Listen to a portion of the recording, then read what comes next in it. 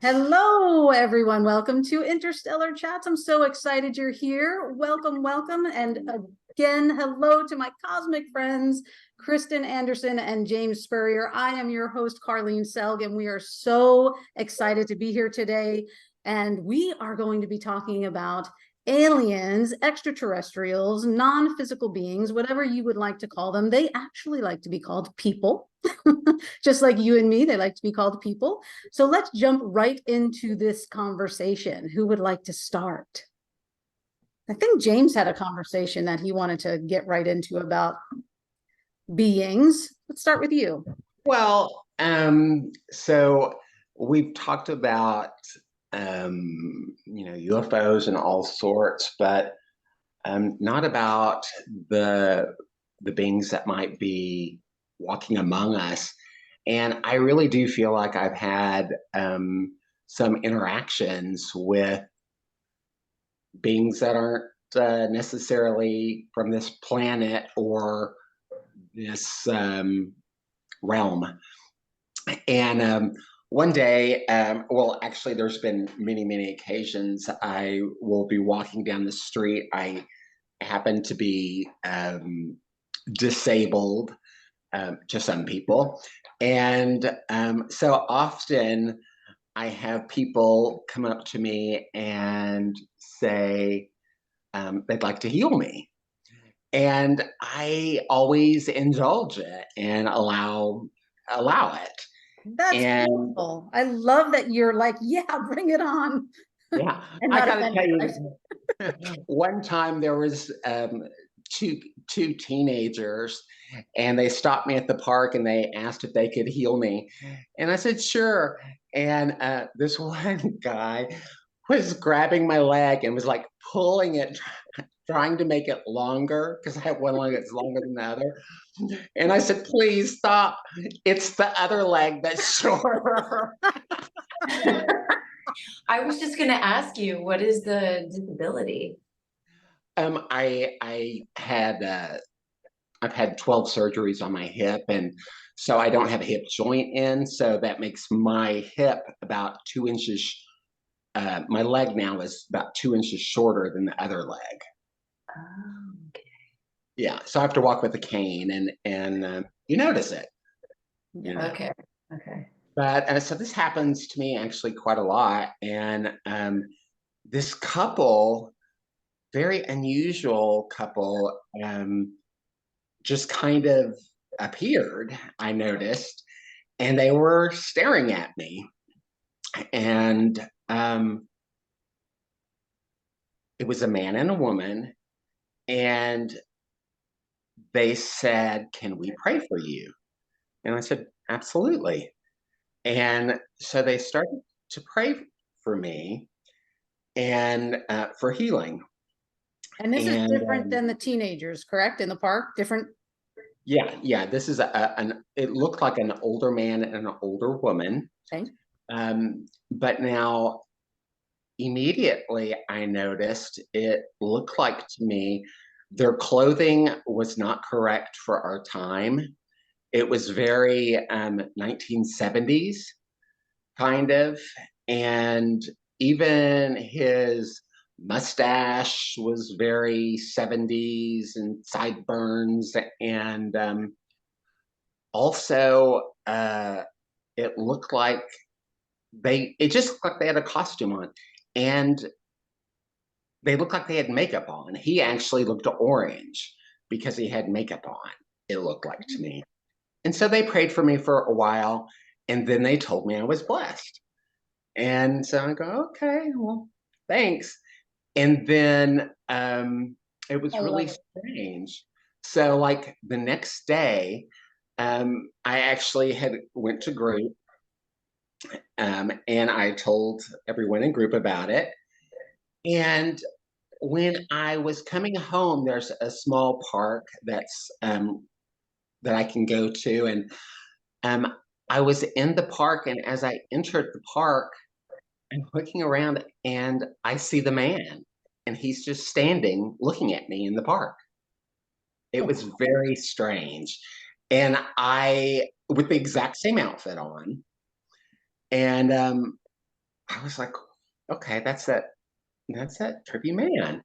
And then, I turned away and I looked back and he wasn't there anymore. Mm. And it just did not feel like a normal experience to me. So this is so interesting. I've got a couple things to say. So first, you're talking about going to group, and that's our little spiritual gathering that we used to go to when we lived in the same town, and it was Thank you for saying wonderful. that. Yeah. Because my question was, what is group? Yeah, so that was just a group of about 6 or 7 of us that would get together and just have open, conscious conversation, and it was beautiful and would open and expand our minds, right? Just like we're doing here with Interstellar Chats. And it's a beautiful thing when you get those energies together and it's amplified and you can really get into different multidimensional spaces. So I'm wondering, James, if maybe that was the case, right? We're already open because we were in that setting of being able to see past the immediate dense veil, right? Being able to see past and see other dimensions, maybe other timelines and other beings. What do you think? Do you think it's someone who time traveled, or do you think it was an ET? I think it was an ET, and I think that they just didn't really have their costume They forgot. in the right time. Oh, that's awesome. So another question I have for you is, what is the effects of the blessing they gave you? Did you feel anything different? Um, that's hard to say because I always feel blessed. So, actually, I almost feel like I was blessing them. Mm, interesting. Maybe That they were just confirming what you already knew. Well, it's really interesting that you even say that, James, because when I'm working one-on-one with my clients in energy medicine setting, I always tell them that with me working with them, it is also them and their energy working with me. It's a collaboration and a conversation, because that has to be there. You and I are not the ones who are healing anyone, right? It has to be that acceptance and that approval, or that, someone saying, yes, I want this, but they have to contribute to it, right? Because it is actually their power opening up to allow the flow of energy to do what it's supposed to do. Don't you agree? Agree. Yeah. Absolutely. Yeah. Maybe they needed your energy to get back to where they were from. That's an interesting thought. That's interesting. I do have another one that is actually very interesting that one of my friends watched, and I think that saw it happen. And it was interesting because I think it was about, this is when I started to understand that perhaps vibrationally, I can see things differently than other people do. And my friend and I were watching the news, and there's a particular news caster, and I'm not sure if I should say the name or not, but Okay, don't. um, anyways, I watched him regularly, and my friend and I were watching, and then all of a sudden he blinked his eyes and changed. His eyes were not human.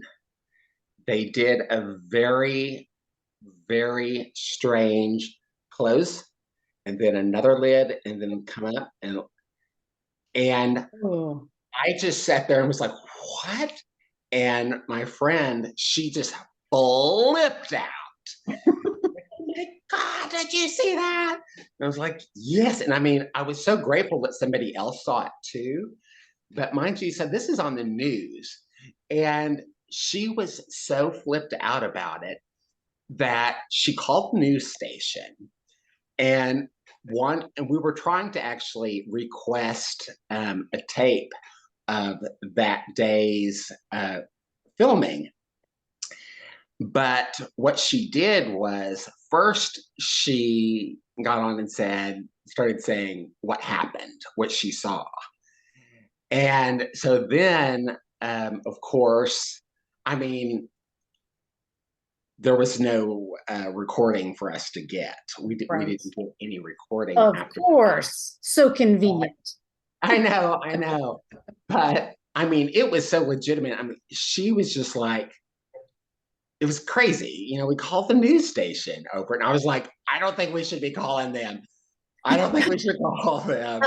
But Well, you know, you actually were able to, back in the day, I don't know if they still do it, but you were always able to call and request either a transcript or the yes, recording of that day's news program. And that was ordinary. Anyone could do that. So that wasn't like, you know, something strange or a strange request for them. So for them to say they didn't have that day's recording is very suspect. exactly. But it was only after what she said. Yeah. Right. It was only after her explaining what she saw happened with the newscaster. There was no way after that they were going to give you anything. No. But my thought is okay, so that was on the news. Then why didn't like tons of people see it or respond about that?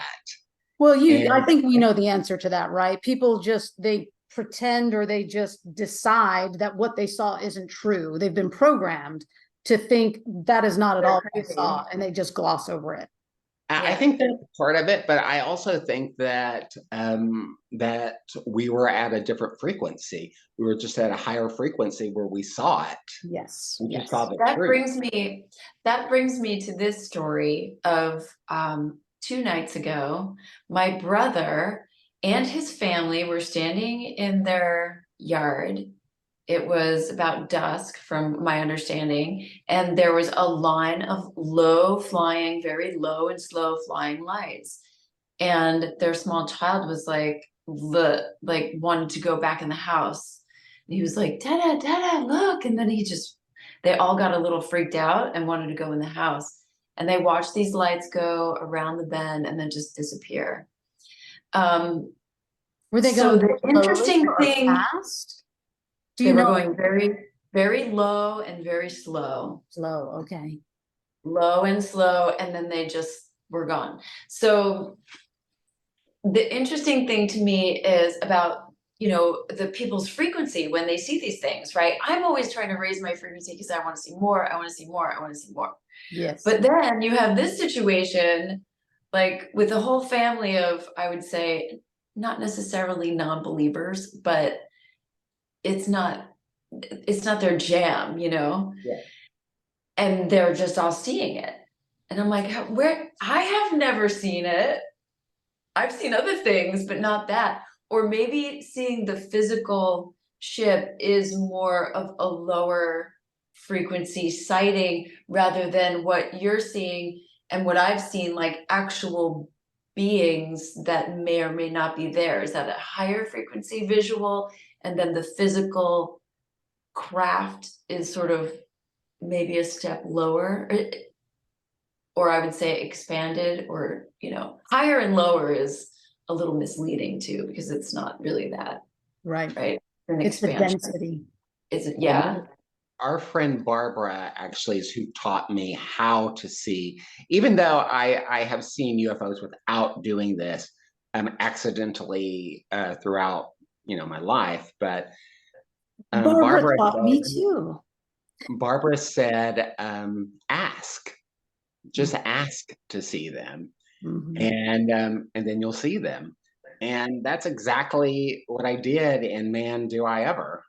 So that's actually a very simplified version, right? Because we have to not only ask and set the intention, but we have to be authentically in that higher love vibration, and they will pick up on that and feel that and know, okay, yes, this person is you know, positive. They are wanting to see more. They are wanting confirmation. They are wanting more of the experience of multidimensionality. So yes, let's show them. So absolutely, it's more than just asking, but that is the first step for sure.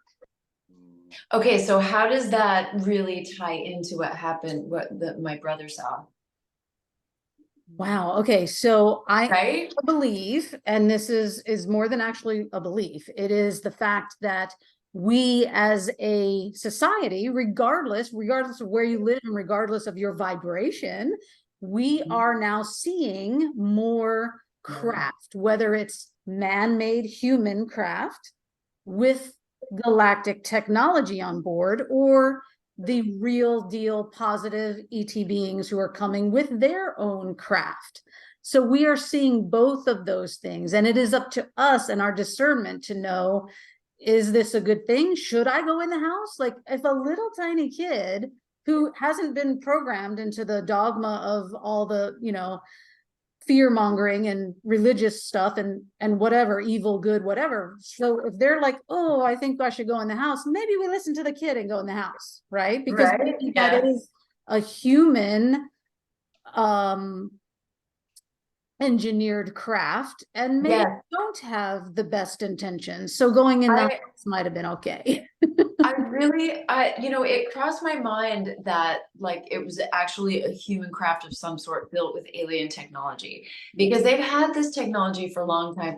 I mean, all those, you know, all the secret space programs, I mean, that's been going on for so long. Yes, at least so at this point, it could be what looks like an alien craft, but it's actually us.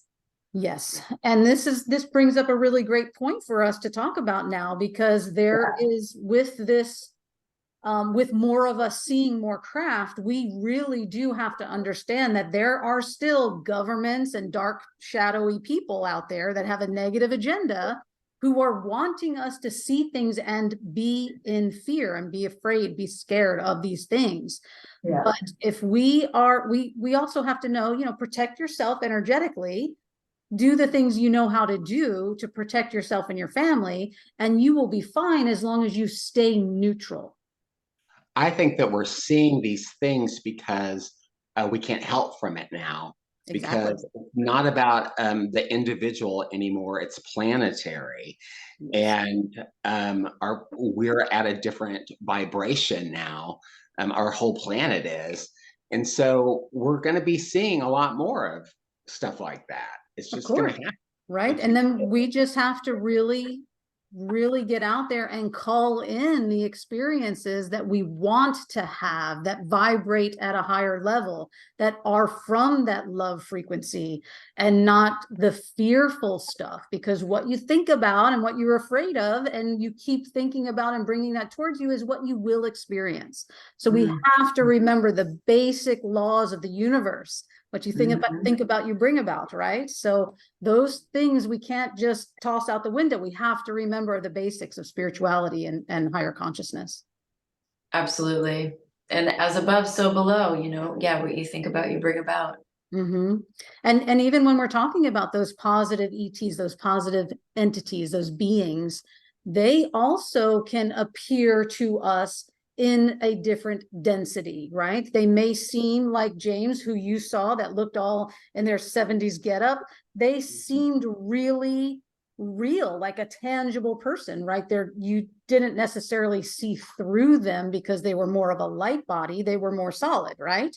Yes. So that is something also to talk about. There are those walking amongst us who are either hybrid human ET or straight up ETs that or are not here. Even exactly, or not even human. They could even be not a biological entity, right? So with those things out there, we just have to really, I guess, again, it's our discernment, and what feels right probably is right, and just go with your feeling. But I guess what I'm getting at is there are so many instances where we see what seems to be very real and tangible, like 3D, but then also the ones that the people from other worldly places, other planets, who show themselves to us, who are at a different frequency, and they appear differently, not necessarily as a human biological being like we see ourselves right now on the screen. Right. So they can look human, but there's factors involved that are definitely not normal. It's the light, the physics of it is very different. Yeah, the texture, I like to say the texture, right? Because it's all about how much frequency they have, and the light body, the crystalline structure that they are, is so different than this human biological body that we're in right now. Right? So many differences. Yes. And it's Very all cool. fascinating. It's all fascinating. Very cool. I think that our dream state also helps prepare us for what is about, what's going to happen. And I've had many, many, many dreams about seeing UFOs. And generally in my dreams, I generally don't feel fear. I feel exhilarated and excited. And I'm like, oh my God, I'm so excited. But one time, only one time that I can think of, did I feel dread when I saw this craft. And the craft looked like, and this was in my dream state, it looked like an Adobe building, and it was floating. It was a building, just like an Adobe building, basically. And I felt dread. So Interesting. It is. And it's really, again, I keep coming back to our discernment, because when you feel that, you knew likely you shouldn't get close to it, you shouldn't interact with it, you shouldn't ask it anything or want to be involved in whatever's going on in that craft or building looking whatever ship, who knows, right? Yeah. So again, we have to just use our discernment and practice using our discernment. That discernment and intuition is so crucial.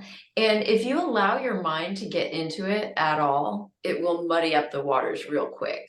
So you really have to go with that very first impulse. The very first impulse that you have, that's the one. I'm so glad you said that too, because there's a lot of people who may be tuning in right now who are like, okay, discernment, what does that mean? Just make a decision. What is it? How do I use it? How do I practice it? So that's really good information. And I did just recently do a post on my social media. Yes, I saw that. That had to do with how you actually use your discernment and how you use your body to give you signals on what is real, what is positive, what is negative, and how to really practice that. So if you're following me, or if you're not following me, you should be, and go look at that quote or that post I put up there. Yeah, I put one too.